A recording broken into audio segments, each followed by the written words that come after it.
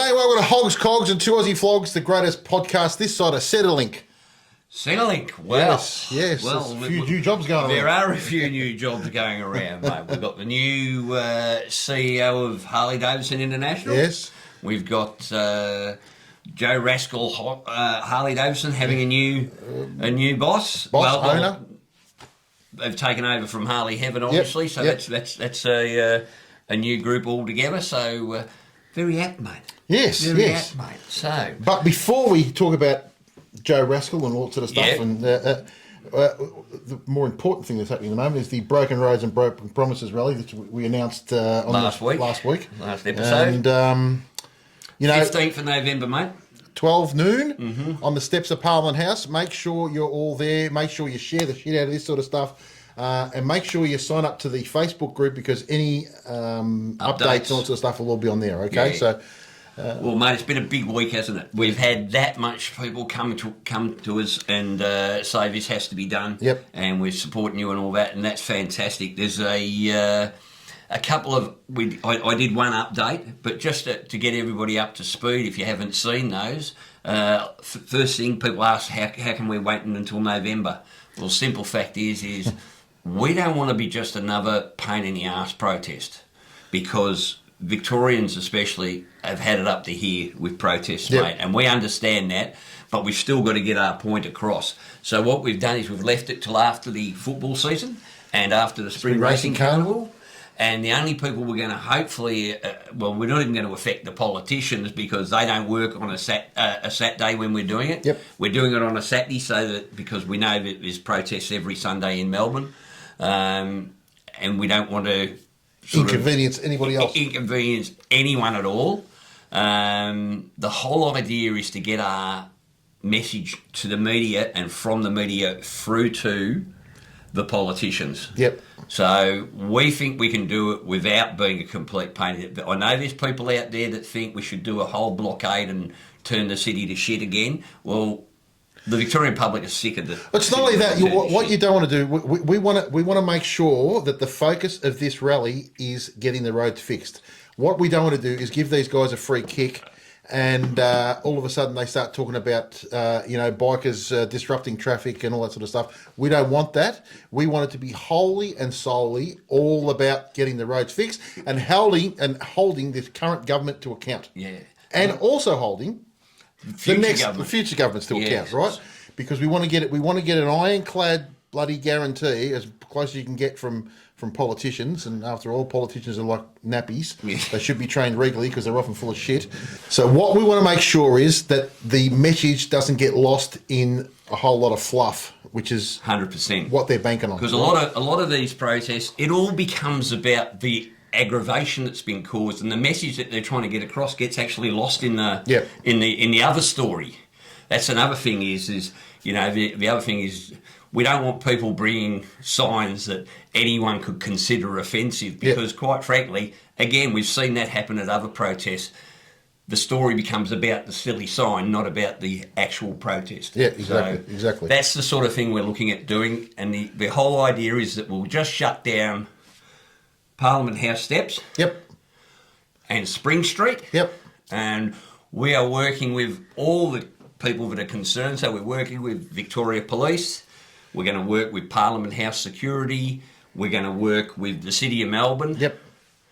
This is not about inconveniencing people. This is about getting a point across. Yep. And if you think that that's actually not going to have any effect, well, you're more than welcome to go and organise your own rally, quite frankly. As I've actually had to tell a couple of people, you know what? Apathy is a terrible thing. We'll discuss that a little bit later, mate. But at the end of the day, we want this to be positive. Yep. And it's stage one. Yeah, and the other reason, a couple of people asked, and Whitey just touched on it before, about why so far off. We need to build momentum. Yeah. Right? And you can't just... We don't want to go next week and 500 people turn up. We want 5,000, 10,000 to turn up, right? Because the way... I've said it before. The way governments do their polling is they'll do a poll of 100 people, and if 90 of those 100 people have a certain thing that they're worried about, they will extrapolate that to 1 million people, and they go, okay, this is a fair income issue here, right?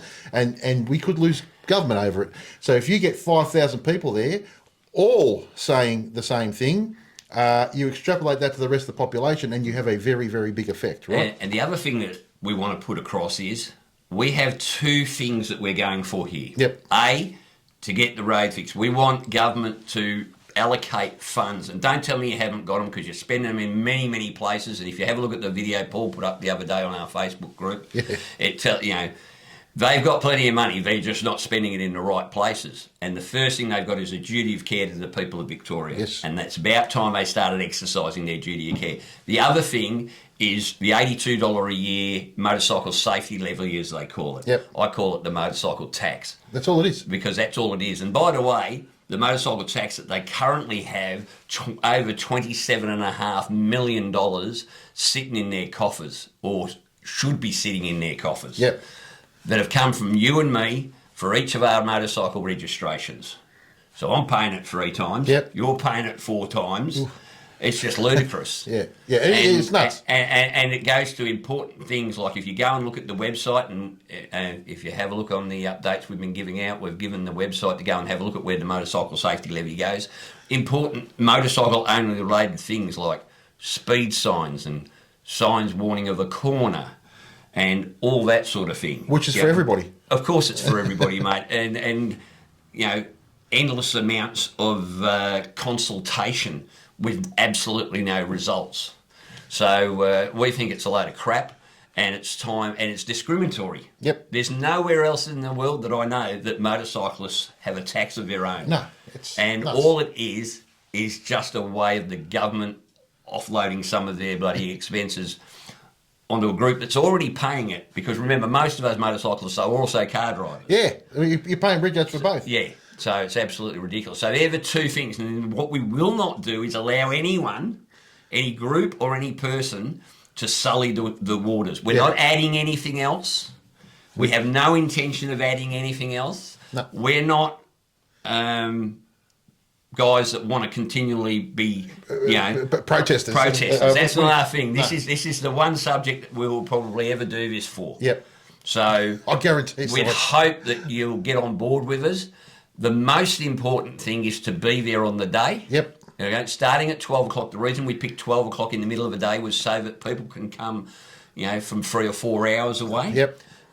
Which is basically any part of Victoria. The other thing we did too, we tried to make sure as much as possible that we weren't affecting any other motorcycle event. I think the only one that I know of is there's a vintage event on at Broadford. Yeah. We're sorry about it, but there's something on every weekend. So we tried to make the least amount as effective everybody else as possible. And we think there's also a Women's Ride Day, I believe, which only came to note the other day. And come there. Come to us. Yeah. Bring your Women's Ride Day to us. We need you, ladies. We need everybody on this one. Yep. So that's the broken roads. Broken promises. Broken promises, because that's what it is. Can I just put one thing out? I put this out again the other day of the costings that are going around at the moment, and I just want to reiterate it to people here that might not have seen that. The whole fallacy that we don't have any money in the state is just that complete garbage, right? Now, I went through spending what I would call frivolous spending for the last few years, right? on treaty, right? To get this treaty happening, they've spent. This is without any compensation. This is just the consultancy for it. Anywhere between 380 million and 756 million, somewhere in there. Yeah. At worst case 750, best case 380. Right? There's that money. We got 500 and I think it was $549 million for the games that we never ever had.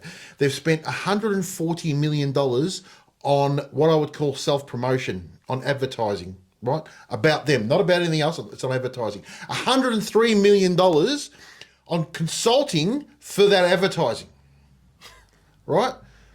They've just spent $15 million on bins at $300,000 a bin to put those machetes that nobody will ever. Nobody.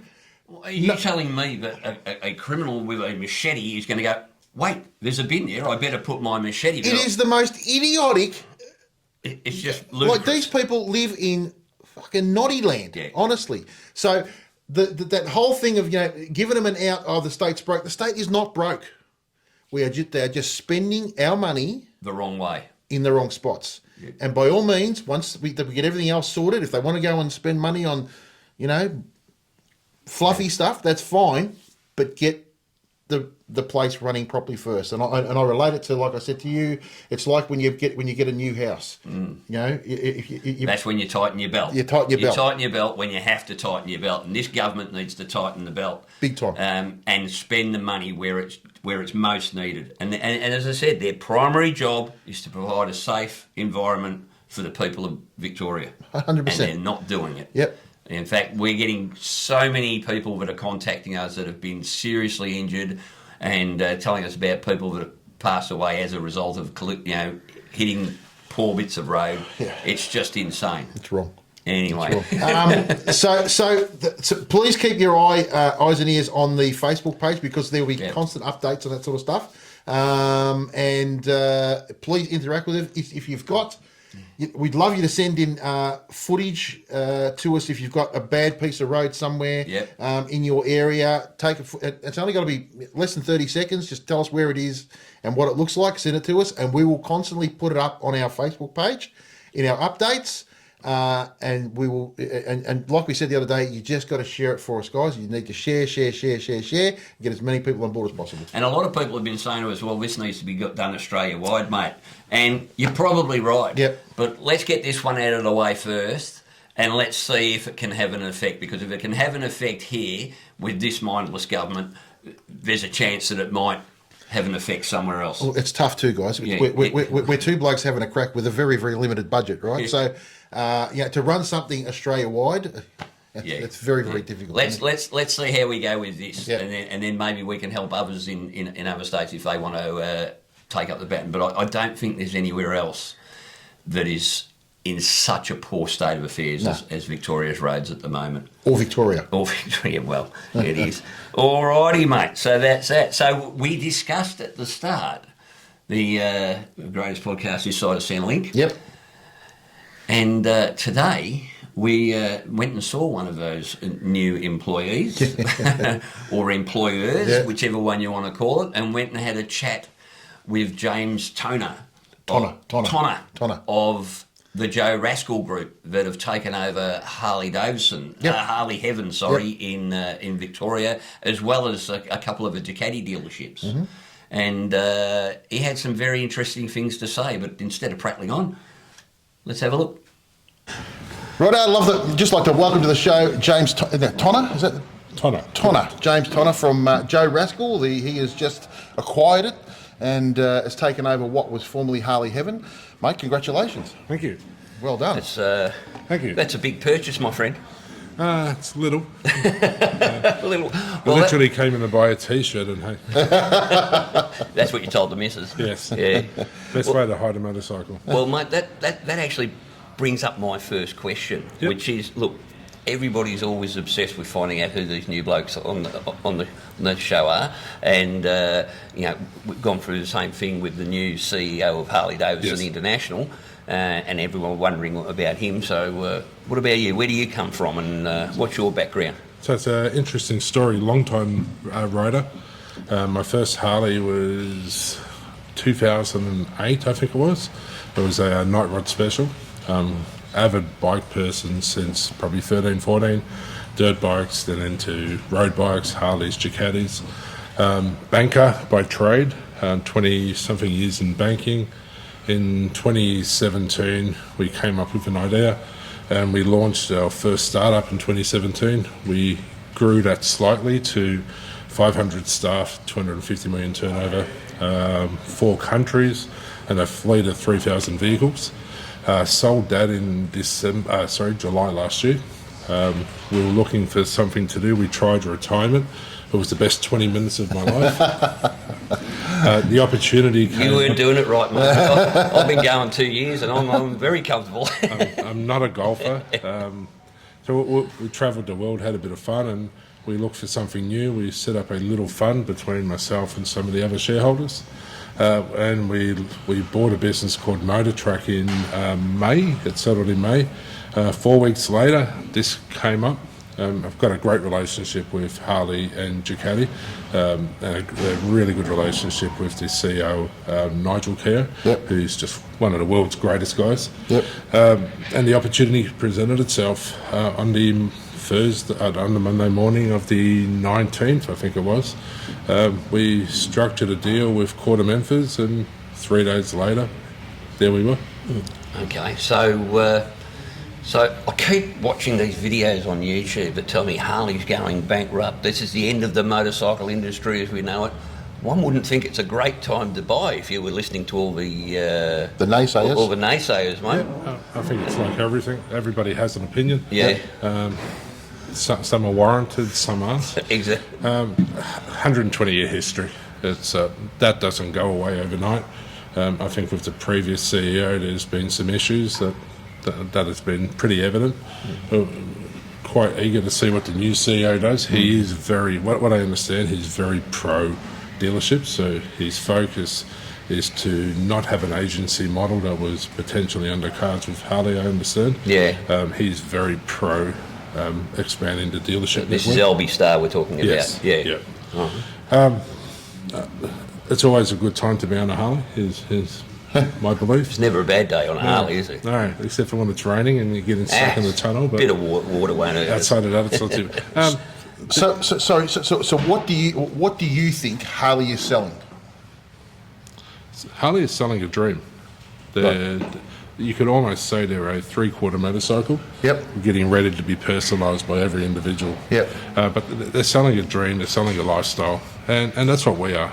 The Joe Rascal brand for us is about building a commitment, a community and movement about the people that we support. And we back into the brand.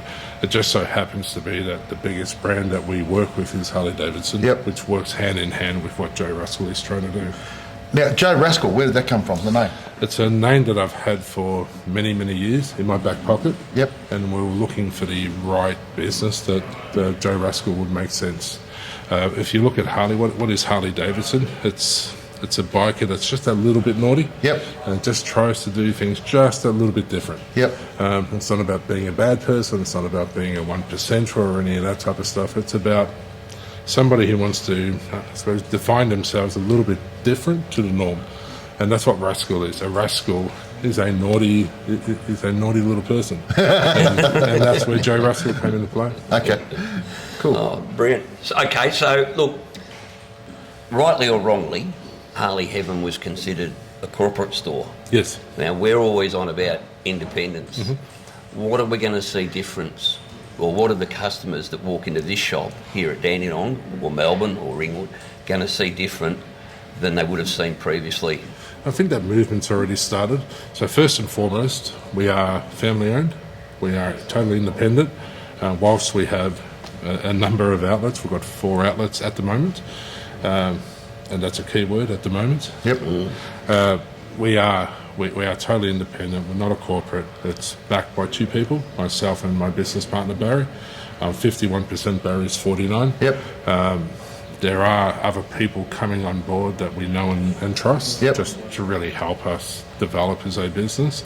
But we are not a major corporate. We're not a listed company. We're an Australian-owned, family-operated and family-owned business, and will forever stay that way. We have no interest in ever listing and becoming a major corporate like MCH. That's their part of the world. This is our part of the world. What are we doing different? In our previous business, we were top 10 globally on customer satisfaction. We had a score of 4.97 out of 5, which is unheard of.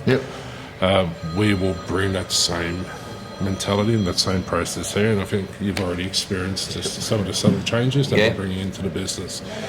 We have an internal motto: the customer is at the heart of everything we do. And I say to my team, excuse the language, but every meeting, every discussion, everything we do, if there's no positive impact to the customer, why the fuck are we doing it? And that's our motto. That's what we operate as. We have a couple of other little fun ones where you got a T-shirt with that on. It's not that hard. We've always said that, isn't it? It's not that hard. You know, the greeting when you walk in, so you feel comfortable when you walk in. You know, just little things like that. Yes. Seeing people walking around, and I've seen it today, is walking around here, for the first time in a long time, I've seen people with smiles on their faces.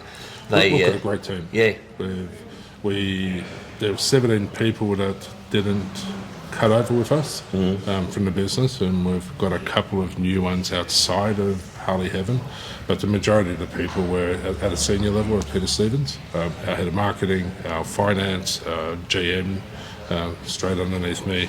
They're all Peter Stevens guys, Yep. So 20 plus years history.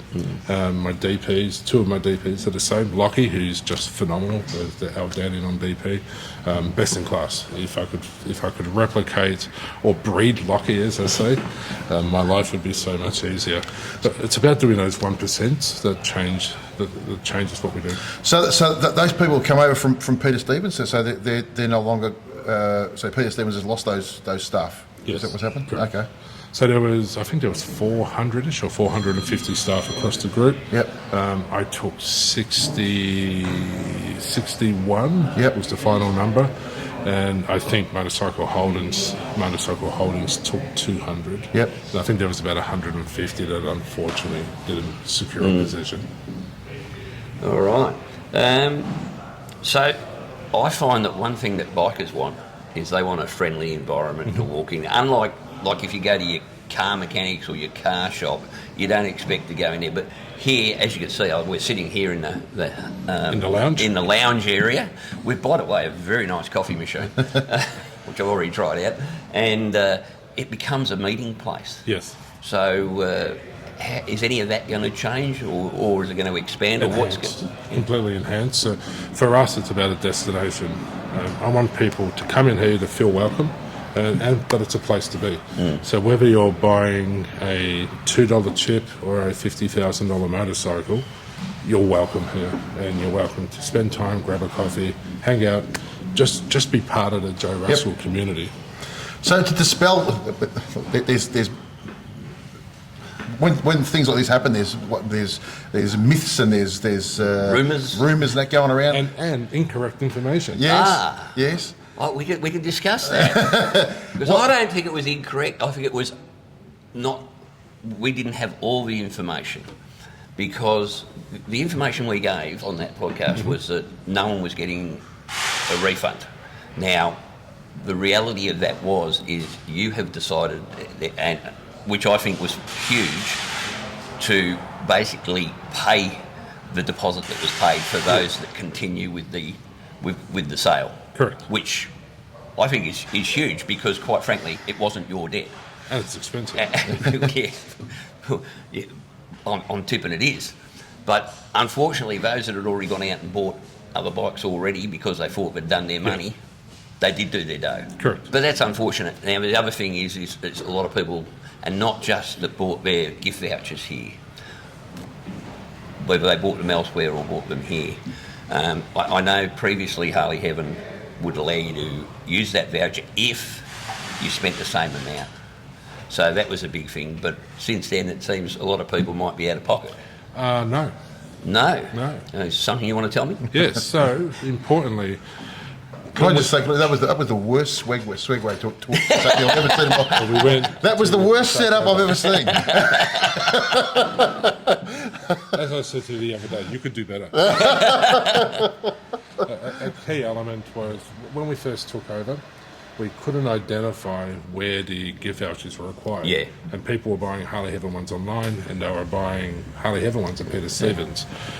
Through some genius in my back office guys, they've been able to identify a few $100,000 worth of gift vouchers that were purchased actually in our 4 dealerships. Yep.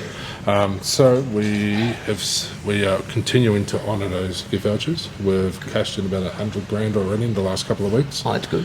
So the ruling is as per before, if you've got a $100 gift voucher, you take something off the floor effectively. Yep. Spend $200, you pay $100, you get your $100 gift voucher back. No one's out of pocket that way. No. Well, apart from you. It is what it is. Yeah, we can live with that.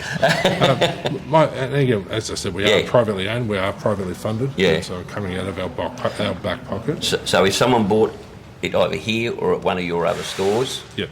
it'll be honoured as long as you spend the similar amount. So they've got to show proof of debt, and we actually have the codes now, so we'll run the codes off on our system. Yeah. We can confirm it. Yeah, it's Brilliant. done. Well, that's a big...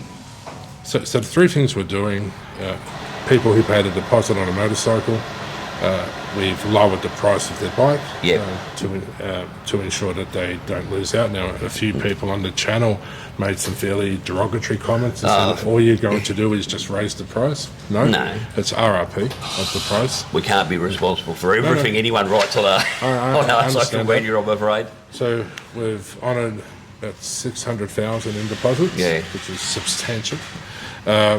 There's a couple $100,000 worth of warranties, which we're continuing to offer, and they'll last to the next 2 to 3 years.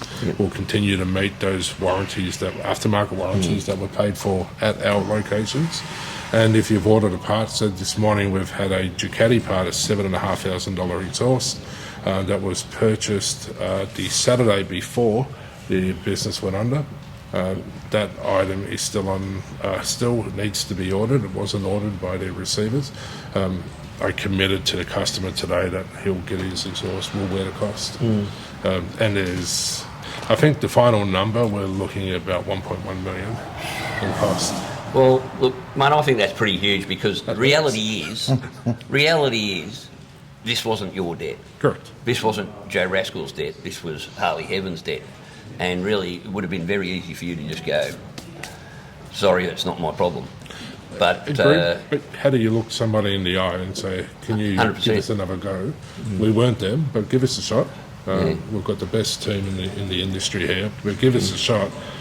Oh yes, but we can't help you with what's happened to you in the past. How can we do that as a person? No, we can't. No. I'd rather take the hit and screw up our bottom line for 12 months. But that's life. We built that into when we acquired this. We knew what it was going to cost us. Too easy. Now, one of the other I'm just laying it on the table, right? So don't shoot the messenger. So, but one of the other rumours get flying around was that Joe Rascal was just another part of Morgan and Wacker, and it's all been in the background, and somehow they're doing it to try and get a monopoly, not have a monopoly, or to try and look like there's not a monopoly. So it's definitely not correct. The only connection we have to Morgan and Wacker is there's a couple quite senior guys in Queensland that I rate incredibly highly. And I consider both to be good friends. That's the entire connection we have to Morgan and Wacker. Okay. However, saying that, a gent by the name of Ben Winston, who's the senior sales guy at Morgan and Wacker Epping. I'm pleased to announce that he will start with us on the 25th as our DP for Melbourne. Okay. Wow. So we're pretty excited to have Ben back on board. So that's Ben the Harley guy. Yeah. So we're pretty excited to have Ben on board. I think it's the 25th he starts. Yep. Currently on holidays, and hopefully I was allowed to say that, but we'll find out. If we get a phone call about 15... this won't be out till next Wednesday, so you should be right. Not only are you not Morgan and Wacker, but you're pinching their staff. No, he actually gave me a call. But absolutely no connection to Morgan and Wacker. Right. People have their own issues with those guys. I've personally just had good experiences with some of the senior people. So, like everybody has an opinion. The other one that was going around was that you owned, I don't know, what was it, 24, the first 24 McDonald's in Australia or something. Sort of correct. Oh, okay. I've been to all 24 McDonald's. So I found that one quite interesting. So the gent in particular, I believe his name is Barry Fitzgerald. Fitzgerald? Yep. And he owns a number of stores, a big Ducati guy, big car guy, I believe a Harley guy as well. I don't know him. I know of him. And his son, which are big bike guys, but completely unrelated. My business partner is Barry Fitzpatrick, not Fitzgerald. The other rumour was Barry brought in McDonald's and I brought in McCafe. I wish I had, but unfortunately not. Well, that was my answer to the bloke. That I said, mate, if the bloke owned 24 McDonald's, he's clearly not a dill, because McDonald's is a bloody cash cow. So I don't know how that was a negative comment in there. But again, it was was down to people just reading the wrong way. So it's nice to get these things out. I reckon you should have gone the McDonald's route, to be honest. Yeah. I think this was expensive. Yeah. I think in 24 McDonald's would be a lot more expensive. Yeah. And a lot more staff to manage. Yeah, definitely. So how many staff you got now? We're sitting about 64. Okay, and you got any? Are you involved in any other businesses still now, or is this going to be your sole thing? No, so I'm the chief rascal. I don't like the term CEO. Yeah. So I am the chief rascal. I'll operate this as a owner manager. Yep. With my 4 DPs reporting up for as long as I physically can. Yep. We will expand. There is expansion pieces happening Yep. under the Harley and Ducati brand. Yep. And that will happen over the next 24 months. Yep. We're not, at this point, we're not interested in expanding interstate. There were options as part of this deal to go to Adelaide and New South Wales. Yep. That just didn't make any sense for us. For me, it's about where can I be an hour from at the longest, Yep. Get to each store at least every 2 to 3 days, help develop the team. They're developing me. I've never ran a dealership before, so I'm learning on a day-by-day basis. But I bring a different knowledge base to the table for these guys. Our other business that we have is also in the motorcycle world. It's called Motorcycle Accessories. It's an online business. And our original plan was to get a bunch of these small little businesses and piece them together and build a big DC back end and have a lot of product offerings into the market. Yep. That lasted 4 weeks. But we're still expanding that side of the business. Yep. And my wife actually runs that and she wants to kill me. Okay. She had no plans on running a motorcycle business. So with the Ducati part of it, what do you got plans for there? Like, is it what percentage of your business is Ducati? Like, is it going to be a large part of your business? Are you looking to expand that, or are you going to sit as is and just see how you go? So we acquired 2 stores, and as part of that, Ringwood collapsed into Melbourne. Yep. Melbourne premises is tiny. Yep. It's too small. We're locked into Melbourne for at least 2 years. Yep. And then we will expand that offering in a new location. Yep. I probably shouldn't say, but I will. We are building another dealership. Yep. And that will be the western suburbs. Okay. We are focusing somewhere between Altona and Truganina. We're not sure on the location yet. We'll find that this year. And you'll see something like you've never seen before in this country. Yep. Yep. Try our Melbourne store on steroids by 10. Yep. My biggest concern with that is it's way too close to him, and his wife ain't going to be happy. That's going to cost you a fortune. I'm purely doing it so he can buy more bikes. I'm not sure if it's possible to pull to buy more. You can have storage. You can supply storage. There is storage. And I'm a Western Suburbs guy. I'm born and bred in the Western Suburbs, so I'd like to bring something out to that area. We've got a huge customer base out there. On the United We Ride, on the 6th, we will launch the Grey Ghost into Dr. Jekyll. Okay, yep. And Dr. Jekyll is the subtle version of Mr. Hyde. Yep. Mr. Hyde is currently in development at the moment. Yep. And our slogan is horsepower that's naughty. Yep. And if you want to go fast, go Joe Rascal fast. Yep. And there's a reason for that, and you'll see that when Mr. Hyde comes out. Okay. And it'll be the first 250 plus horsepowered CVO road glide in Australia. Okay. At the rear wheel. Look out. Now, a question that I have been asked is you've now got 3 Harley stores, and with that 3 different chapters of the Harley Owners Group. Yes. All right. What is your involvement going to be in that? So we have our DPs that deal with they manage the Hog chapter. Yep. We've appointed, and we're just finalising what that position looks like. We've appointed a Hog ambassador that will then work at a senior level with Harley, with the Hogs. I think Harley has their own ambassador. I'll be involved in meetings, but as far as day-to-day operations and day-to-day connections with the Hogs, that's all managed by the DPs. I'll step back from that. I'm more interested, to be honest, I'm interested in dealing with the customer-facing side of the business. But the Hogs is such an important piece for us. I think across the 3, we've got 900 members. If you come here on Saturday, the guys here will be cooking sausages, making sure customers are welcome, making customers coffees when they're waiting to see one of our sales guys. It's an important part of our business. I do like the Hogs. I go to their AGMs. It's a bit of fun. Sometimes, like everything, when you get more than 10 people, there's a little bit too much politics. But we try and stay away from that. And I just don't get involved in that schoolyard stuff. But big supporters of the Hogs, and they're big supporters of us. Well, they're also your customers too, aren't they? Yes, Yeah. very, very big. Yep. But we're also trying to get a different type of customer on board as well. Yep.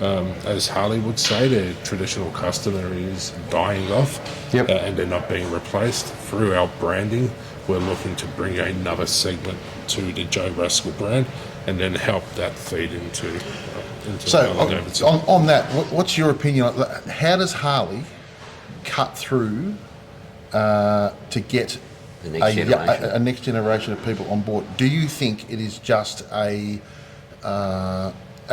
it's a monetary thing that gets to a certain point in your life when you've done your house and you've got your kids done and all of a sudden you've got some spare cash? Or do you think Harley needs to bring in something that is not like that 350 cc thing that they had out there? What do you think? I mean, I have certain ideas that I think they should be doing. I don't understand why they can't just do a Lambs approved Harley Davidson that looks like a Virago. What's your opinion? Every one of those comments, I believe, is correct. There's not one single answer to what Harley can do. They've gone down the woke path, and I don't think that's worked very well. No. You can't forget your 120 years history and forget who your customer base was, but you also can't stay with that customer base and not expand the business. It's a major corporate. If I had the correct answer, I'd be the new CEO. But I'm not, and I don't. What I'd like to see for us is I'd like to see a more affordable product range come into the market. Yep. Ducati's, I'm sorry to say this, but Ducati make a comment really well. And a lot of people think of Ducati as the Ferrari of the bike world. Ducati don't consider themselves the Ferrari of the bike world. They consider themselves the Porsche of the bike world, and they do sell some Ferrari models. Yep. I think some of the product line, if we did that same comparison on Harley, is at the expensive end of the market, and I believe we should be making product for the expensive end of the market to the very affluent customers that can afford the CVOs. But there's a big part of the market that wants to spend 20 or 25,000. Not everybody can spend 30 to 35,000 on a new motorcycle, and I fully get that. So I believe we need another level of product that comes in between that 20 to 30 range. I think we've stepped away from that a little bit too much, and we need the proper Lambs approved bikes to come into the market. But the problem from a Harley perspective is I believe we're the only country in the world that has a Lambs requirement on power to weight. So that makes it very hard, and it makes it very expensive to develop something that's for a very limited market. But there is a new model coming out. I think it's being announced next week. Yeah. We'll wait and see. Sprint, I think it's called. Yeah. That's been advertised, and I think that's a 440 from the media that I've seen so far. I haven't seen any of the proper press from Harley. We get that next week, so I'll be interested to see what that motorcycle looks like. But yeah, there's definitely room for another market. Have you guys tried the Pan America yet? Yep. It's one of the best bikes I've ever ridden. He don't like it, but I think they're. If I want a dirt bike, I'll get a dirt bike. Personally, It's fast. I'm not a fan. It's agile. Yeah. It's not good for short people, unless you get the adjustable seat. Yeah, exactly. But it's a phenomenal bike. And, Yeah. But it does well in the US. Yeah. It doesn't do very well here. We're a breakout market. Yeah, It appears. and I don't know why it doesn't do. I don't know why it doesn't do well here. I got my theories on it. Adventure bike riders are adventure bike riders, and Harley riders are Harley riders, and you can't be all things to all people. But I think it lends itself to the Australian environment, and I just don't think that Harley Australia has embraced it enough or has promoted it as much as they should. I disagree with that one. Harley have pushed that bike pretty hard. And the reason I say that, in our previous business, we acquired a lot of bikes for a rental fleet. And that's where I first met Nigel and the management team. And we built that relationship, and they pushed that product really hard. And this is 3 years ago. They were pushing that product pretty hard. I think the issue was the dealers didn't really.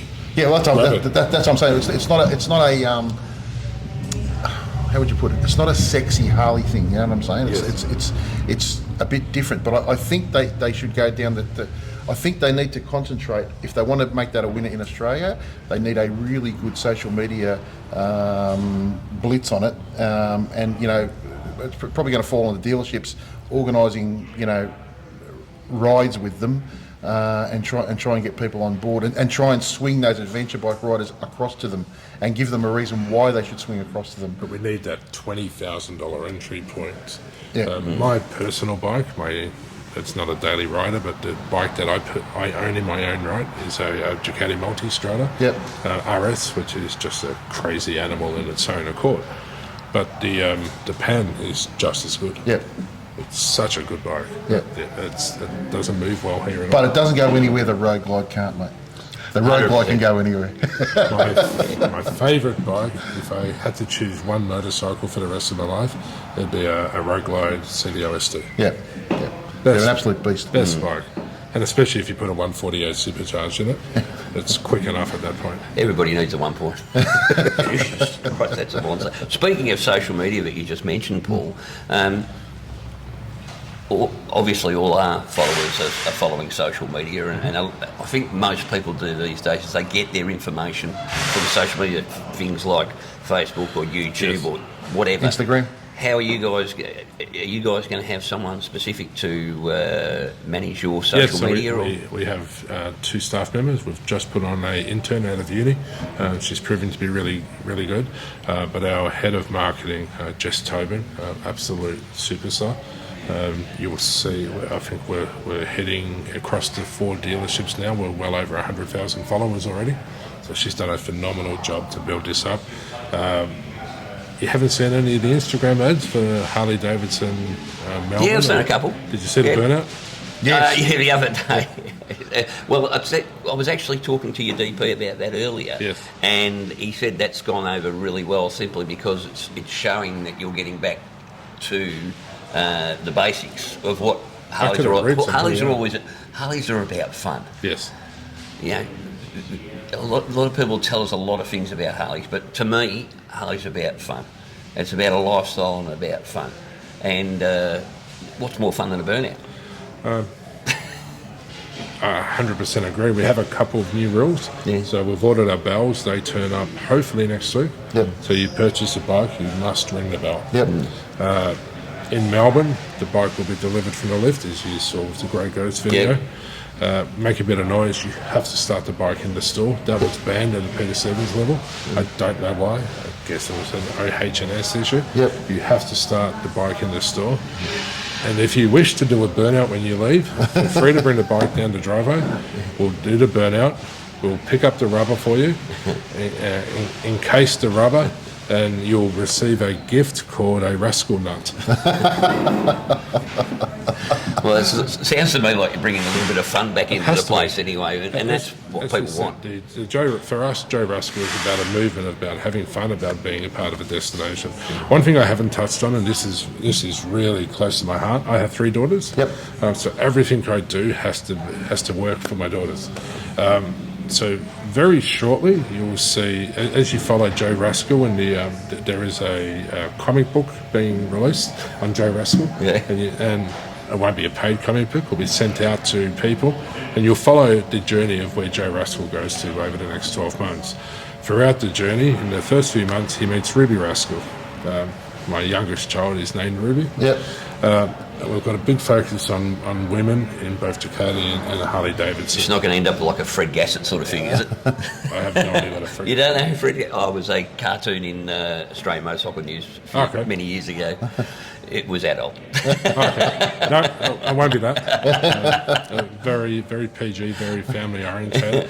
But the point of our Joe Rascal comic is for people to understand what the brand is and the developing the fun but more so the journey, and with that comes the Ruby Rascal piece. We're a big focus on females. We have 4 female technicians, which I want to get more. We've got some great girls in our organisation at senior levels of management all the way through to techs. I think we kick off in September. We're running tech nights for females only, where our female techs will run from the basics of how to identify if the brakes are screwed, chain needs adjustment, tyre pressures, all the way into, we've got this plan for 2 years, and all the way out in 2 years on how to rebuild an engine. If you're one of our Harley customers or a Ducati customer, you're invited to these events free of charge, and you will learn how to pull apart a motorcycle effectively. We'll probably do the same thing for males, but I don't really care. Every male knows what they're doing, supposedly. And we don't need instructions, mate. Or directions. We don't need directions. I know how to get there. Exactly. But we are focused on developing the female side. So you will see female-only rides, female club being the Ruby Rascals, female fashion coming into play. The female side of our world needs to be looked after in a much more positive and better way. Yeah, 100%, because let's face it, like we've both got wives that come with us wherever we go. If we can keep them happier, we can get out more, obviously, and same with a lot of other blokes. And there's a lot of blokes out there that really aren't taking their wives because their wives don't feel comfortable in the scene. And I think that's crazy, because they can have just as much fun as the rest of us. Well, mate, more power to you. All the best. Thank you for your I time. wish you the best. Thanks for coming on and clearing a few things up. Yep. And let's hope that it's a huge success, mate. If I could just say one last thing. If anybody has an issue, don't take it out of my team. 100%. The team are great, but they've gone through absolute hell, both ours and the whole Peter Stevens group. Yep. And there's been a lot of times where, unfortunately, my team has taken the full brunt of people's frustration. And I get through these events, people are thinking they've lost money, things aren't going well. Yeah, but the guys behind the counter had They had nothing no to do idea. with that, mate. They were as shanghaied as much as anyone. Yeah, and In fact, probably more so. right up until the 4th of July, until we could announce exactly what was happening, this team still had no idea who we were. Yep. And they were still in the dark. We couldn't tell them what was happening. And all we were focused on was telling these guys they had jobs. And we're still finding issues. Like today we found out about an exhaust that had been paid for Ducati at $7,000 that has to be given to the customer. My staff had no idea. So if anybody's got an issue, come to Joe Rascal, send me an email or ask my number. The guys will be happy to give it out. Yeah. And We'll put your number down here on the bottom of the screen. If you want to just put that just below your address. If you've got an issue, come to the store and we'll get it resolved. But that's the thing to do, isn't it? It's to come, be face to face. It's no use yelling at. It's like yelling at the customer service person at Kmart. Yeah. You know, she don't have much to do with the purchase power, and it's the same as here.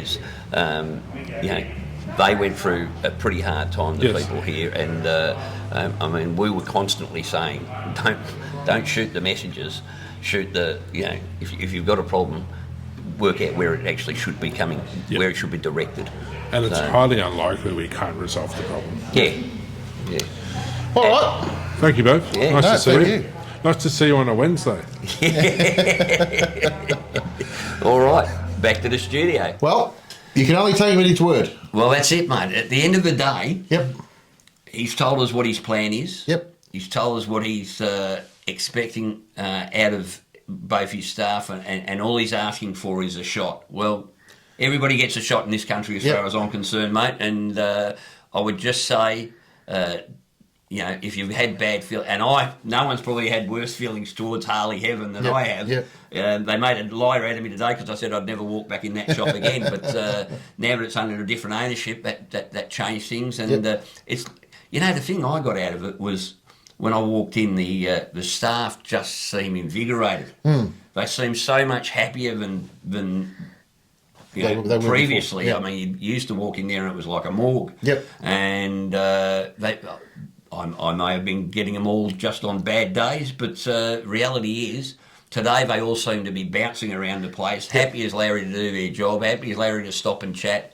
And, he tells us it's going to be an independent. Well, we're always happy to see more independents, mate. Yep. But only time will tell, I guess.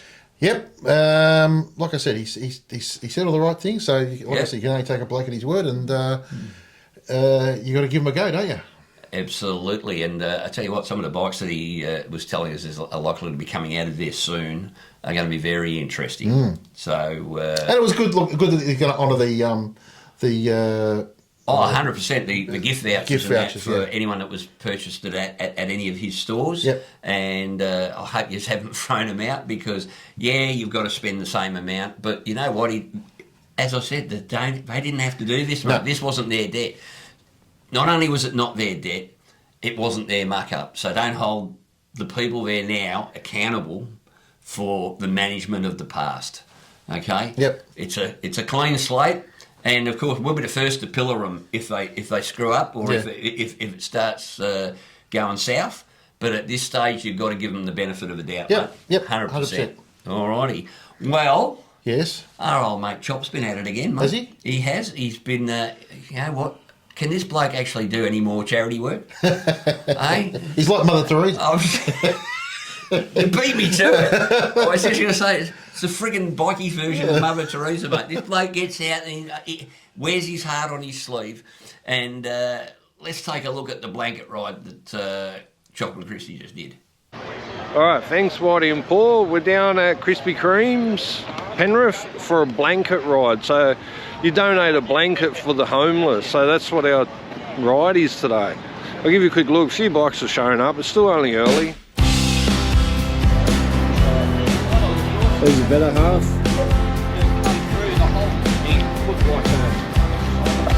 Yeah, so this ride today is put on by the Brotherhood. I'm actually shocked there's a few people here because the amount of rain we've had over the last few days is just crazy, man. But you know what? When you're doing a ride for a good cause, you don't care how much it's raining. It's only a bit of water, man. It's not going to kill you. Have a look at this beast.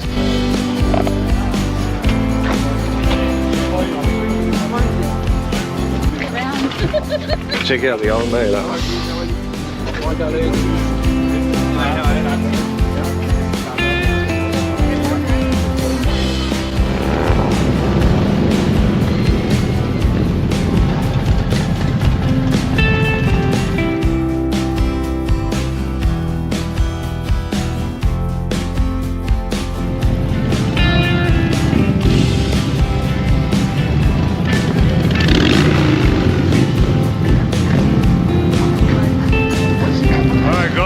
So we made it to Parramatta. There's a church here in the park. A few people still rocking in.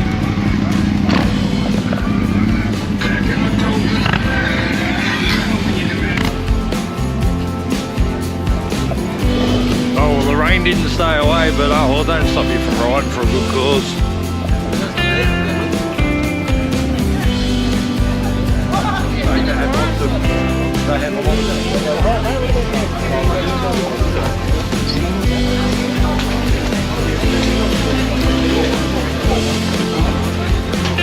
I can do card or we can do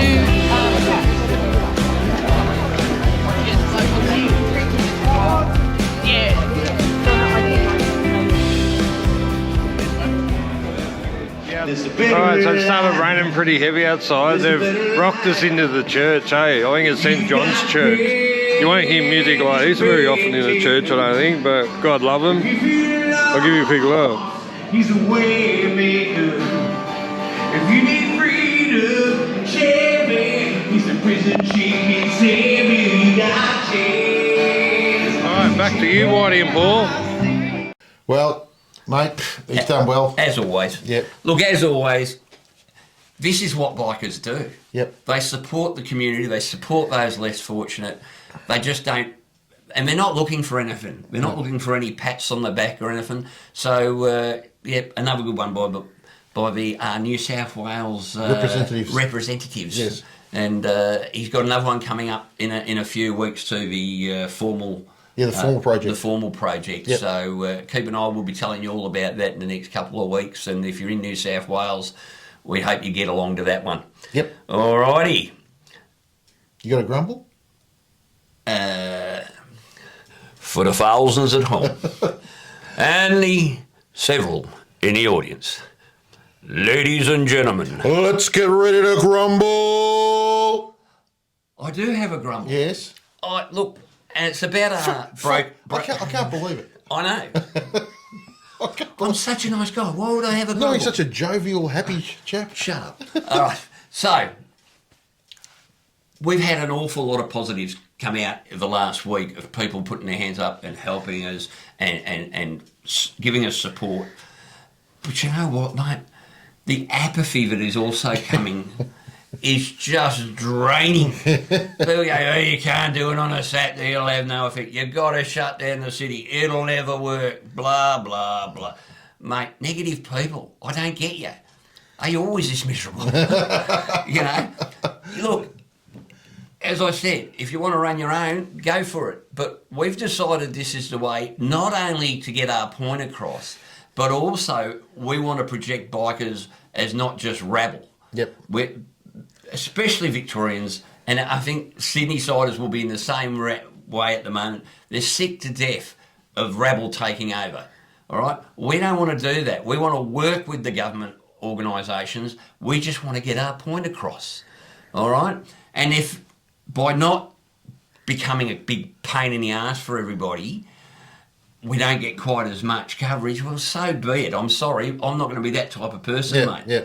I want to show that you can act like grown-ups, all right, and you can take everybody into consideration.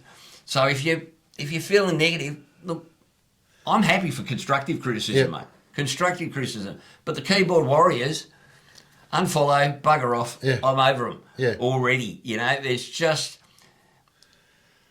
Look, at the end of the day, I guarantee you, if you do nothing, That's exactly nothing right. will happen. Yeah. Right?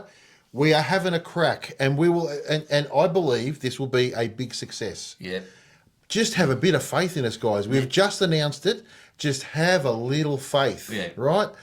What I want to bring back, what we want to bring to this is the enthusiasm of the motorcycles of the 70s and 80s. Yep. I remember back in the 80s when we had the big protest rallies in the MRA protest rallies in Yep. the city. Mate, they were getting 8,000 there. I'd like to beat that myself. Yeah. There's more of us now, so we should be able to. Yep. All right? And the whole idea of those was basically a show of force. Well, that's what we want to do. Is we want to show that there's a big selection of voters out there that are looking at this and it's affecting the way we're going to vote. Yep. All right? So that's my grumble. I just think, you know, if you've got something to say it. But if it's not going to contribute to the subject, don't bother. Yeah. Really. If you've got, look, Constructive criticism, happy. Take it on board. Happy. But don't just say, what's the point? It's not worth it. Yeah. Well, nothing's happening at the moment. And don't send to me on your Facebook, oh, sorry, I can't come because it's Grandma's birthday. Yeah. You know what?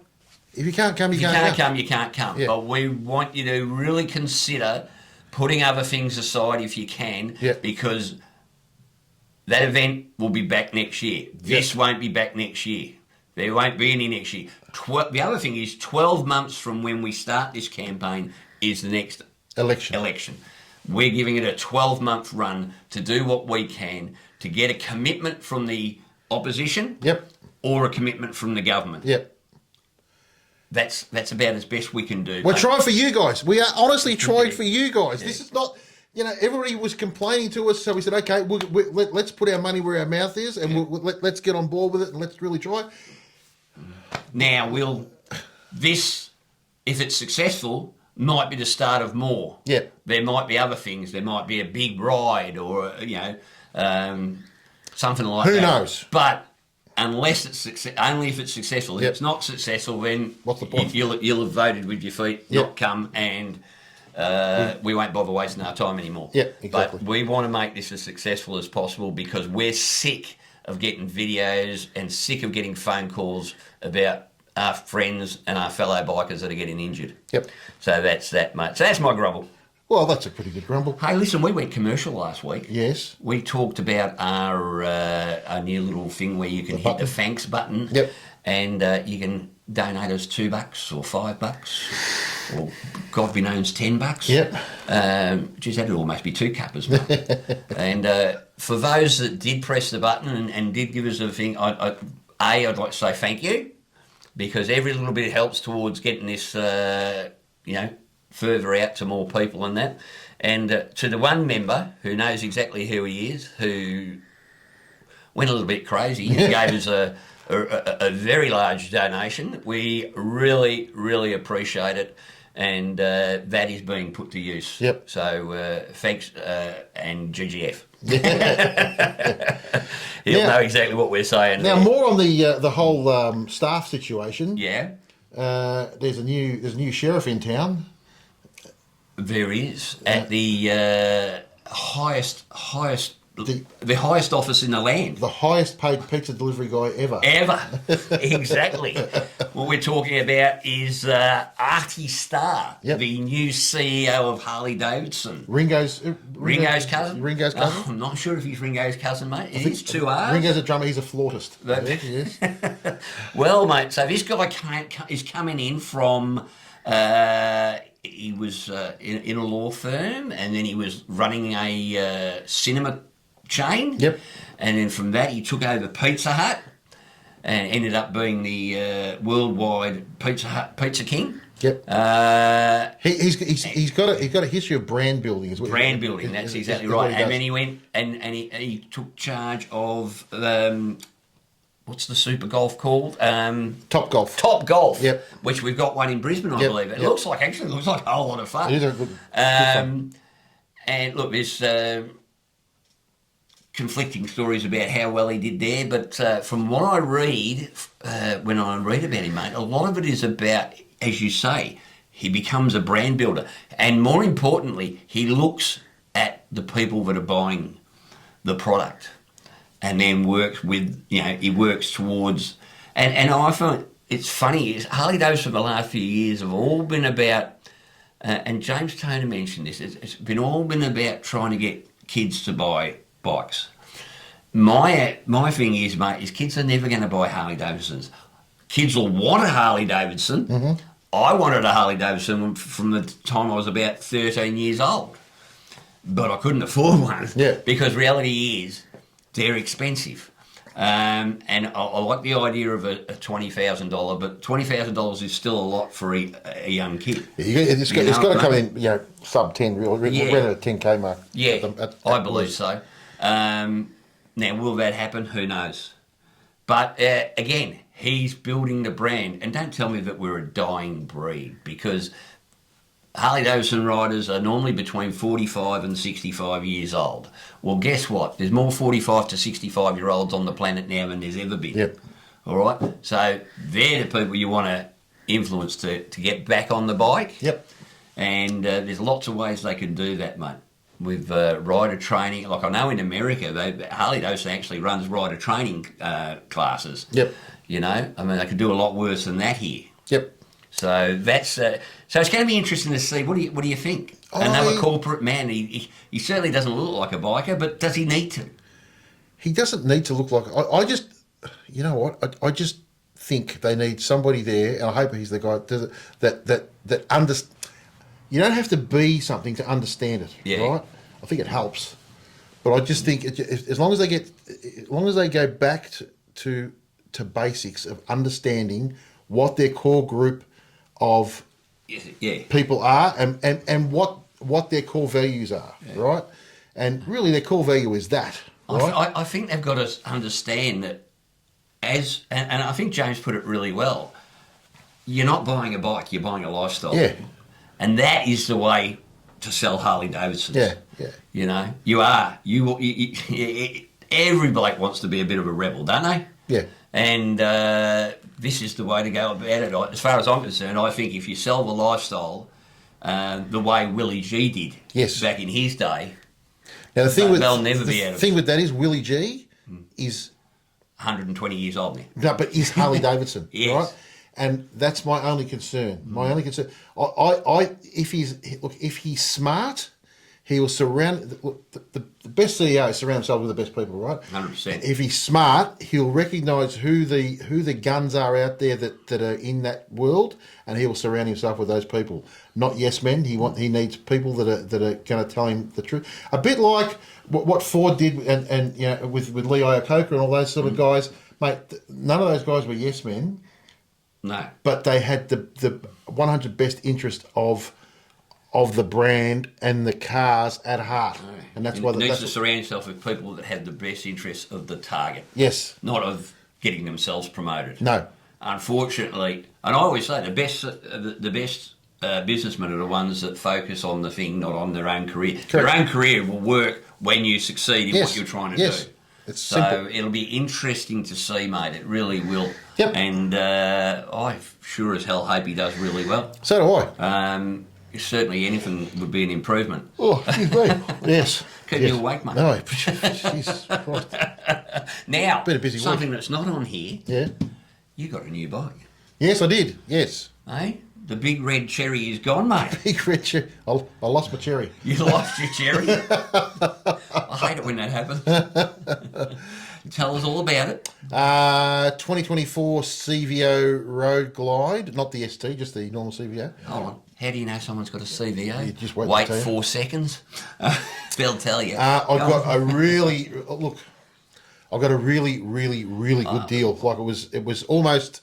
Too good to be true. It was. I was starting to look because I got a few Ks on the other bike, quite a few Ks, and we were starting to look. And somebody actually sent it to me. Said, "Why don't you look at this?" And I put an offer in, and the offer was accepted. It is brand new, and they are a good thing. It's going down to Colin in actually this Friday, coming up. As we're watching the show, to get a bit of stuff done to it. So you'll see that what's going to happen to it, but just to give it a bit of grunt. Well, you rode it. What did you? It goes all right. You know what I love about the 24 Road Glide is the two main things I love about it are the engine is absolutely beautiful, but mostly the gearbox. Yeah, it's the VVT engine too. The gearbox is just tighter than an un's nasty. Yeah. It is absolutely, they've really got it well. The Brembo brakes, fantastic. The suspension's good. is really good. Not as good as my Legends, but it's very good. Yep. They're nearly there. To be honest with you, as a package, you could actually buy that bike, go ride it, you'll be as happy as Larry. yeah, you don't have to do anything to it. You really. don't really have to do The anything. stereo is next. Knocks it out of the shut park. up. Rockford Fosgate straight out of the factory, freaking grouse. Well, mate, he turned it on his garage the other day and fed him, I need to go and see an ear surgeon because it's bloody loud and it's bloody clear. And it's very good. Clear as a and, bell. it's made me very sad. The one thing that's surprising me, honestly, is the suspension. I mean, I'm a big guy, as we all know, and I find the suspension is, mate, is it as good as Legend? Probably not, but fuck, it's not far off. Yeah, it's pretty good. Yeah. Well, mate, I found the same when I had one for a week here while my bike was off at Geelong getting serviced, and I just think the only thing I would change on it, and this is a personal choice, is the handlebars, because I've never liked Harley handlebars. I think they look like they belong on a wheelbarrow. But apart from that, the bike is good to go, and you've got to put a bigger front screen on it because you're a pretty tall guy. So, but you know what? As we were discussing earlier, you buy a 70%, even brand new, it's 70% right. Probably in this case, I'd probably say 85% right. Yeah. But that other 15%, it becomes individual. Yeah. Yeah, I kept my tour pack from the other bike. I'm getting that sprayed, so that's down at Shannon's at the moment at Pro Finish. Yeah. He'll do that for me. I've got a seat coming as well from Corbin. From Richard, which I really appreciate, and you'll see that coming up. But other than that, I just want to ride the shit out of it. Well, we best go on a trip soon, mate. Yes. Okay. Stay tuned for that one. That's looking forward to that. That's another reason, by the way, why the rally's in November, because we're already booked up until that time ourselves. Yep. because we've got so many things coming up. And but speaking of your new seat that's coming, mate, Corbin. Yep.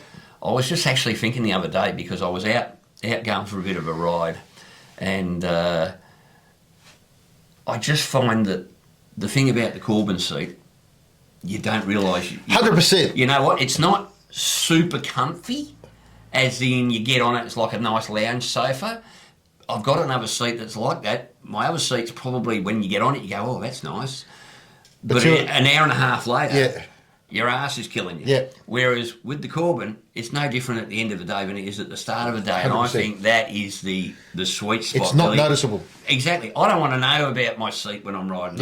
Yeah. I just don't want to end up at the end of the day with a totally numb ass. Yeah. Look, no matter what you're on, if you're going to spend 8 hours on the bike, that's called pressure sores. That happens in a car. Exactly, that happens in a car. Yeah. But as we said, mate, we're going to be going on a fairly big ride soon. And hopefully you'll have your new seat and you'll be able to wear it in during that ride. I don't think I'll be there. I don't think we'll get it. I think we're just going to miss out. I think we'll just miss out. But anyway, it is what it is, right? Yeah, mate, it's going to be close. Yep. So it's going to be a fairly long ride. So anyway, brilliant news. So once again, thanks to Corbin for getting on board with the team there. Now, we've got a few things coming up, mate, in the next couple of months. Let me just read these out. 22nd, on the 22nd, we have the Bulli Antique Motorcycle Weekend and Bike Show with a chopper show as well involved in it, up at Bulli in New South Wales. So I'm still considering getting along to that one, mate. I want to get along. But we'll see how we go. In Victoria, we have the Vietnam Veterans Day run by the Vietnam Veterans Motorcycle Club out at their clubhouse at 199 Princess Highway, Long Warry at 2 o'clock. So that's a Veterans Day event. And also on the 31st, we have the Roll the Dice charity run by the old school riders out at Yarrawonga. So whether you're in Yarrawonga, up near where we just were, mate. Yes, the brass. So if you're in New South Wales or Victoria, you can make it to that one. And most importantly, mate, on the 30th of the 8th, which is I believe the Saturday, but it's actually running from Friday till Sunday, is the old school Gymkhana bike show being held by the Hoodlum Brotherhood at Sedan Oval in South Australia. Me and the tail gunner are heading over there, mate. Yep. We're going to meet our friends from the Hoodlum Brotherhood, from the Partisans, from all sorts of groups over there. Yep. We're coming over to do some videoing and a little bit of partying. So shout out to the boys over in South Australia. A little. We are. There'll be a lot of partying. It's a one-day event. We're going for 3 days. Yep. So we're really looking forward to that. So if you're in the area, get yourself along to that because that's going to be a huge event. And if you happen to be there and you see us wandering around, stop and say good day. That's going to be a ripper, and that's the start. Really, that is the start of this year's season. I'm very excited. Right? Yep. There's so much to do, so many places to go, and I can tell you now, I've got another little announcement. Me and the tail gunner are heading over to Japan in November. Konnichiwa. We are heading over to Japan for Moon Eyes. Moon Eyes. We're going to go to the Moon Eyes, which is, I think, the second biggest chopper show in the world. Yes. Huge. And I'm not sure how it happened, mate, but Lisa wanted to go to Japan, and I said, fine, but these are the only dates that happen to be available. And who knew? Moon Eyes was on at the same time. What a great coincidence. I was so happy. You couldn't have written that script, could you? So we'll be over there for that. So if any of you guys that are heading over, and especially anyone that's got any bikes that are going to be shown over there, get in contact with me via the Hogs, Cogs and 2 Aussie Flogs what is it? At gmail.com. Yeah, Hogs, Cogs and 2 Aussie Flogs at gmail.com. Yep. Shoot us an email. And hopefully we'll be able to catch up with you over there and say good day and maybe take some footage of your bike Yep. And let's hope Australia's really well represented over there, mate, because it's going to be an absolute ripper trip, that one. Awesome. Yeah. Awesome. So beautiful, mate. And hold on, let me have a look. Done. We're done? That's it. Wow. That's it from me. That's it from me. That's it from Hogs. Cogs. And 2 Aussie Flogs. Ciao. See you guys.